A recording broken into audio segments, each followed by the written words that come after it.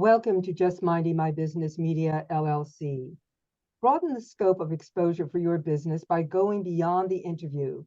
Learn more at www.jmmdmediallc.com or email us at jmmdradio@gmail.com. Remember, you have been criticizing yourself for years, and it hasn't worked. Try approving of yourself and see what happens. Louise L. Hay from her book, You Can Heal Your Life. Rebekah Hansen, who is a care of self relationship coach and a John Maxwell certified trainer, speaker, and coach. For 20 plus years, she has passionately worked with women, helping them to thrive when feelings of brokenness and overwhelm abound. Today, her work is with dynamic women who need to navigate and power through the drain despite exhaustion, overwhelming stress, and feeling alone. Rebekah shows them the way to give themselves guilt-free permission to stop, rest, feel whole, and live the life they deserve. Her encouragement for all women is that we recognize that it is not a selfish act to show self-compassion, seek support, and know that there are moments when it is perfectly okay to not be okay. Welcome, Rebekah. Thank you. Yes, welcome, my dear. Oh my God. Aren't we all broken at some point? At some point, yeah. Ask me how that became my mission. Yeah, well, there you go. How did that become your mission? Out of a season of brokenness myself, actually. I call it my I'm now living in my grace season because of the broken season that came before this.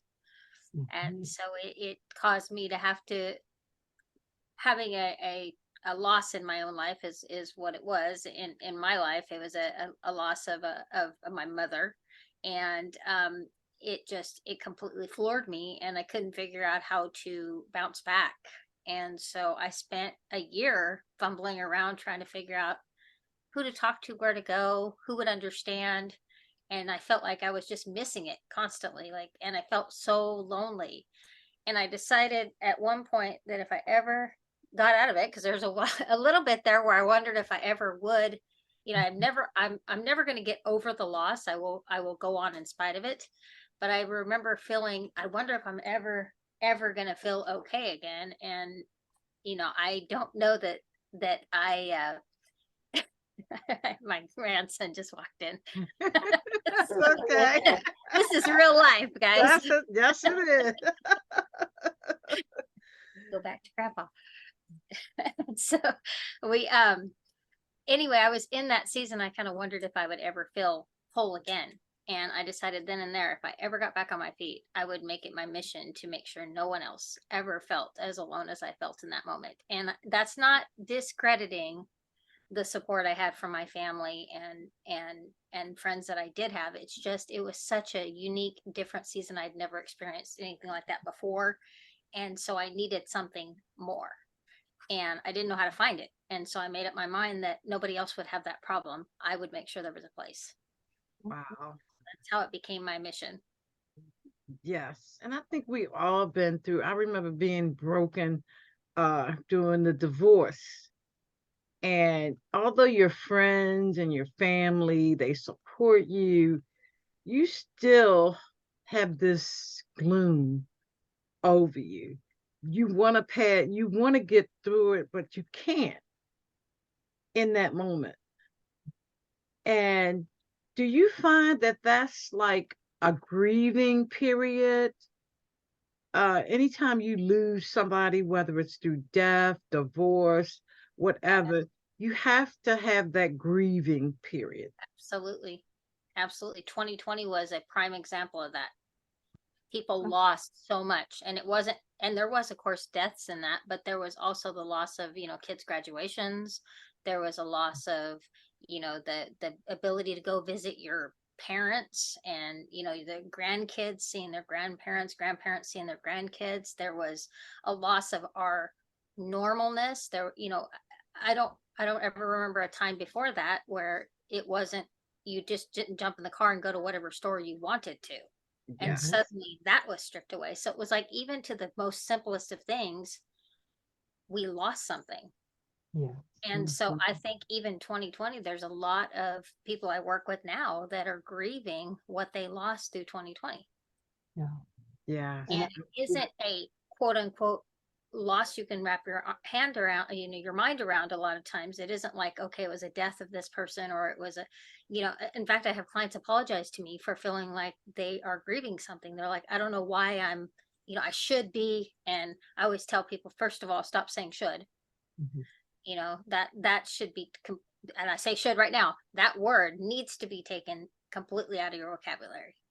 Because who is putting this on us? Who is saying we shouldn't feel the things we feel? Who is saying that it's not okay to grieve something, to have wished things to be different, to want things to be better? I mean, that's telling you, okay, it's not okay to be human. Mm, Pretty much that's so. Pretty much that's so. very true. Very true. Because we all have things that we regret, and we beat ourselves up about it in the beginning. Hmm.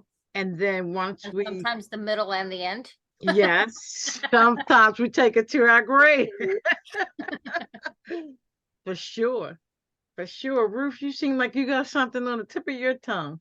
No, no, not really. Just listening to the conversation, and yes, I'm just in total agreement. People have lost a lot during those years of the pandemic, of the active highlight of the pandemic, and many people are just waking up to what they've lost. It's like you, any situation, crisis situation, you get through it, but it's the aftermath where you Mhm. feel the backlash and you really start saying, oh my goodness, I don't feel well. I don't feel emotionally well. And they're just beginning to realize how they're really feeling. And there's just a lot of different reactions to that. Uh, what are some of the reactions that you see people bringing to you, as they wake up from the different losses in their life, especially the ones around the pandemic? A lot of just un like an uncertainty of what's next, of Mhm. what to expect, of how to move forward from it. A lot of negativity, unfortunately, because they're speaking out of fear. There's a lot of just feeling like they don't want to plan or hope too much or expect too much, because it's almost like they're still living in that mindset, even though we've quote unquote come out of it. They're still stuck in that moment. It's stuck. That's the word I was looking for. I have a lot of people who are stuck. Mm. Okay. You Yeah. know, And it's understandable.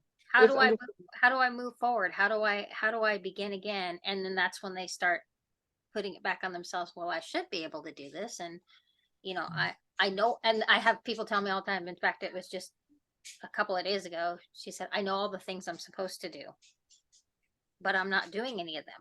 Like, what's wrong with me?" and that's the thing, is Yes. that feeling of being stuck and wondering what's wrong with me. And it's kind of a frightening place to be, Hmm. because you really don't know how to get yourself out of it. It's easier to sleep, eat, sit in front of the television, Yeah. and you could be looking across the room and saying, I know I need to get this and that done, but I just can't. I need to grow my business, but I just can't. And it's, I think, for many people, and I believe you already said it, it's the insecurity. The pandemic created such a sense of insecurity, and now people, even though they want to go forward, there's a part that's like, what's the purpose? Because something else is going to happen. This can't, it's almost like this cannot be the end of bad things, because it was so bad. There has to be something even worse coming, waiting for the other shoe to fall kind of Right. feel. Right. Right. Yeah. Well, I Wow. tell people right in that statement, my biggest thing is just recognize where you are. Like, recognize that I'm not saying I should be this or I should be that, but recognize I feel afraid. I feel stuck. I feel, you fill your word in, I feel this, I feel that. I recognize it, give it, for lack of a better way to put it, give it honor for the season you're in right now. Give yourself honor for that season. You're not giving the thing honor, you're giving it to yourself and saying it's okay to have difficult seasons. It's like we're expecting, I think we've been kind of conditioned to believe that we should be a certain way because we're watching everybody's highlight reels. Yes. Our businesses should look like, their business. I go to the gym once and I come home and I should look like The Rock, minus the bald head because I don't want the bald head. Absolutely. But you go through, we have this idea that it's going to be easy, and what we don't realize is those stories, they have a story behind their story too. They didn't just wake up and have muscles this size. They didn't just wake up and have a business that's successful, and if they're telling you they did, I wouldn't believe it, honestly. But we give ourselves, we say, okay, well, we're comparing ourselves to this and we shouldn't be here, we should this, we should that, and we women are the worst because we're comparing ourselves to other mothers, we compare ourselves to other daughters, we compare ourselves to our own mothers, we compare ourselves to our friends, our sisters, it's like this game we play with ourselves, and you kind of have to look at it and go, when are you ever going to truly be everything you want to be? I mean, I'm going to spend my lifetime trying to be that person, but I'll probably never be all the things I think I need to be. And so I have to just stop where I am right now and say, I'm giving myself permission to be in this season that's not exactly what I want. I'm doing a lot better in this season right now personally, but I'm not 100% where I want to be every single day. I don't bat 1,000 with my children every single day. I don't bat 1,000 with my husband every single day. I don't bat 1,000 in my business every day. I'd love to be able to say, oh yeah, I got it all figured out, but who wants to hear that anyway? Yeah, really. I want to hear that, there's difficult moments for those people too, for those people to have it all. I want to hear about how they gave themselves grace in those moments and how they move forward. And I want to hear their stories of triumph and victory. That's inspirational. And so, how do yeah, you get to that place of giving yourself the grace? Because we beat ourselves up for everything. I mean, everything, single thing. So to get out of that mindset, what are some of the things we should do on a regular basis? Because every day is different. Some days it's high, some days it's low. yeah, I agree. So what do we do to be more conscious and intentional about not beating ourselves up if we're having a rough period or a rough season? I think the first thing, personally, what works with me, because I mean, it's, I always tell people, whatever I tell you is what has worked in my own life. So if it doesn't work for you, that's okay. But take the idea, take what you can use out of it. So what works for me is a lot of times, like I said earlier, just giving myself permission to be right where I am right now. Like, I tell you, like, it's okay to not be exactly where I want to be right now. I won't always be in this season. I'm not going to stay here forever, but it's okay to be here right now. And then you actually said one of the words is, and that's be intentional. You have to be intentional about what is coming out of your mouth, what is coming into your mind. I've had seasons where I've had to wear headphones with something like playing in my ears that was uplifting or, just building up, just so that the voices in my head would shut up a little bit more. You have to find and those are little things that you can do to kind of to start reconditioning yourself. But the biggest thing is you have to be intentional about it. You have to be intentional. You have to take a hold of it, because nobody's going to fix things, or I shouldn't say the word fix. Nobody's going to get you where you want to go or make you be who you're going to be but yourself. That's on you. So you got to figure that out first. You got to get intentional and say, how bad do I want to get to where I want to go? How bad do I want to be better? How bad do I want things to, how badly do I want to pick up this dream that's been my lifelong dream and start moving toward it again? How bad do I want it? And only you can make that decision. And then it's every day showing up consistently. And my new thing lately is I'm not 100% every day. Mhm. Every day I do not wake up 100%. My health may be, causing me to have a bad day. I may be fighting with one of my kids. I may be, the business may be driving me crazy. My husband may be driving me crazy. It could be any number of things that cause you to not be 100%. And especially when, like, I was coming out of this season of grief and so forth, I definitely wasn't at 100%. But I told myself, you show up 100% of the 50% you are today. Wow. Say that again. You show up 100% of whatever percentage you are that day. So if you're only 25% that day, then give 100% to that 25%. Right. Wow. I like that. I like that too. I Yes. like that. And maybe one day I'll roll out of bed and I'll be 125%. There may be some days that are like that. You actually do wake up and it feels like, oh, I'm feeling really good. Everything seems to be in place, and this is an important concept for us. And women, as we said earlier, we tend to do a number on ourselves. Mhm. Criticize until we can't criticize ourselves anymore. And one of the things that I'm learning recently is how to exercise patience with myself, to be patient with myself, to stop demanding myself to be superwoman or trying to multitask when I really don't have the resources, the internal resources to do that. And I think sometimes we're in those seasons where you just can't do it. You want to. Like I said, you can look across the room and see that all these things that need to be done, but you don't have the internal resources at the time, the strength, internal strength to do it all. And that's when I think patience, learning to exercise patience with ourselves is so critical. Mhm. And Yeah. that patience will give us an opportunity to have self-compassion. We just dump on ourselves so badly. Every once in a while, I have to tell myself, stop it, stop it. Absolutely. I feel you because we all go through it at some point. And Rebekah, if people want to work with you, how do they do so? I have coaching programs that I offer. So I do group coaching as well as one-to-one coaching. I also do a free workshop that is actually how I met Ida. Yes.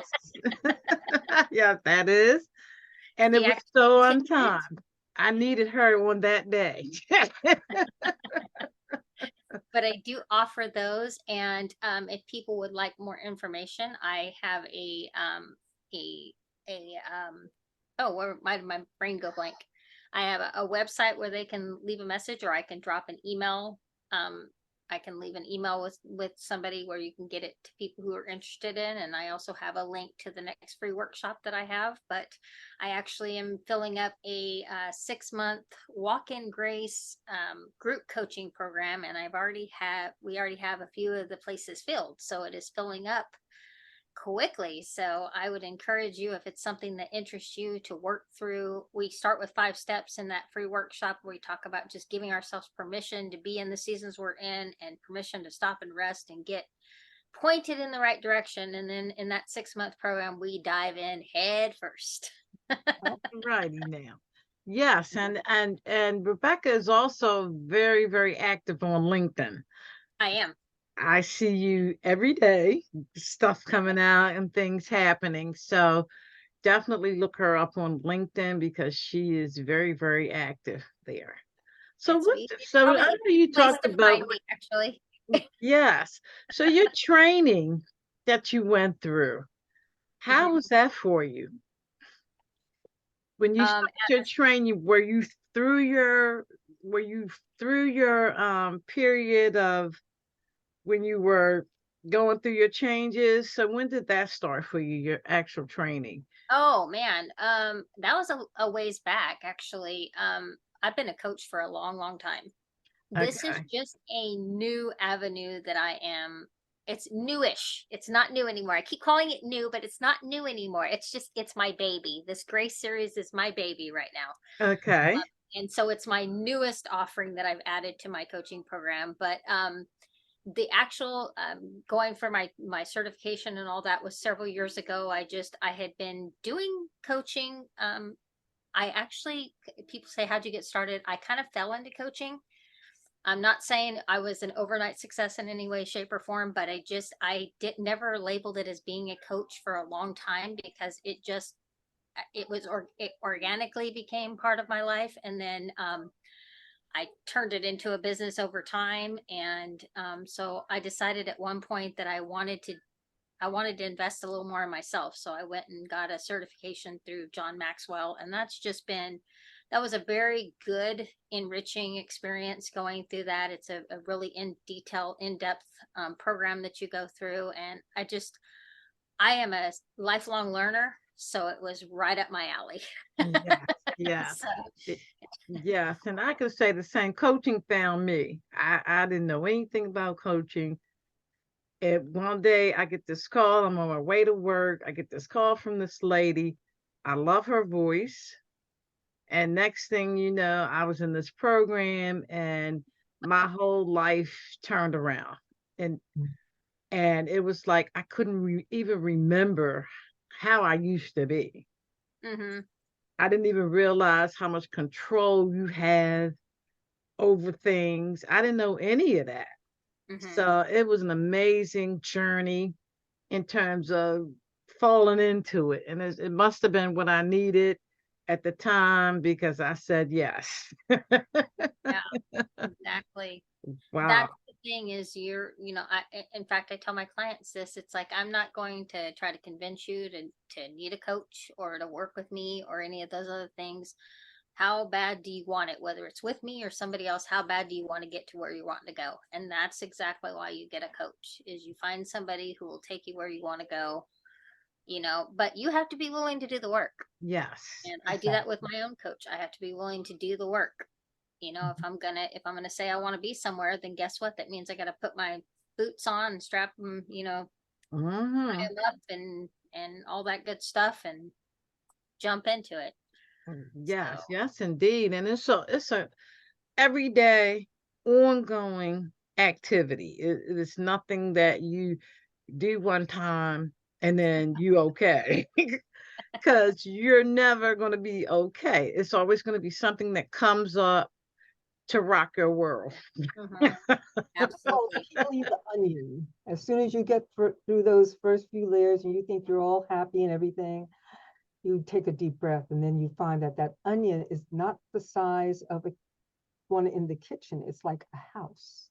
The more you peel, the The more you bigger find. it gets. Yes, the more you peel, the bigger it gets. It's like, yeah. And that's a good thing. If you're willing to do it, it's an awesome experience because you learn things about yourself Mhm, that you've hidden from yourself. That's what I thought. And Yeah. so many of us spend a lifetime hiding. That's why coaching is so important right now. It's really a critical skill that is needed by many, many people. So, Yes. agreed. yeah. I've had a Right. coach tell me, it sounds like you're making an excuse to me. And I'm like, no, no, not making an excuse. Oh, no, that's not it. But they call you on your stuff. And it's like, oh, yeah, I guess I was making excuses. And I have to go back the next week and go, yeah, I guess I was making an excuse. As soon as I faced it, I got it Yeah. done. And that's a key word that you just said, face it, Hmm. because at the end of the day, you must be honest with yourself. Absolutely. You have to be honest with yourself. You might not tell nobody else about it, but you better be honest with yourself. You know something, sometimes when we're honest with ourselves and share that honesty with a trusted other person, you get the feedback that you need. Not what you want to hear, but Yeah. what you need to hear Yes. And I had a situation like that this past Sunday where I had an experience. I did not feel good about myself afterward. I shared it with someone else. And the feedback that they gave me is that you need to learn how to say no. Mhm. When someone's coming at you with something that you don't want to hear, you need to just say, no, I'm not hearing it, and either walk away or do something else. But to learn how to say no, I think that's one of the great things about coaching is that it will get you to the point where you start saying no. You start saying yes to yourself, but you start saying no to a lot of externals, things that you really don't want to deal with, things you don't want to hear about, talk about, or anything else. Right. And you begin to feel okay. It's like, oh, I'm perfectly okay with saying no. Ooh, that felt good. Because so many times in our lives we were taught, infants get to be toddlers and they learn that magic word no. And then we train them not to say no. And that's what we carry with us into adulthood. We Yeah. carry the yes, yes, yes, when we really want to say no. And that's one of the things that I love about coaching and being coached. Learn how to say no. Yeah. Yeah, no, it's a complete sentence. You Uh-huh. don't need to say nothing else with it. That's some Exactly. beautiful, healthy boundaries you just set around yourself. Absolutely, absolutely. Wow, Rebekah, we have to come back and you brought up boundaries. So let's save that one for our next conversation and talk about the importance of boundaries. Oh, it's a good one. Yes, it is. So Yeah. again, how do people connect with you? Easiest place to find me is LinkedIn. But I also have a website, www.RebekahHansenCoach.com. So it's just All like right. it's spelled on the screen, except it's all one big word. Yes, and real quickly, tell us about your workshops that you're working on and how people can connect and some dates and things like that. My next one actually is July the 6th. And so it'll be a week from this coming Thursday, but it depends on when you're actually hearing this. So it might not be a week by then, but it's usually held on a Thursday at this point. So I usually have them on Eventbrite. So if you look on Eventbrite under my name, you can find them easier. But if you don't remember anything else, look up Grace in Overwhelm.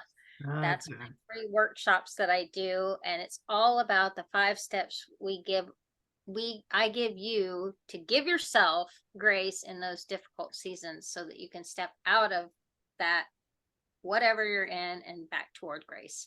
Because that's what it is. It's just let's just turn this around and start heading the way we want to go. Because that's what grace is all about, is just giving yourself permission to be where you are and then permission to move forward.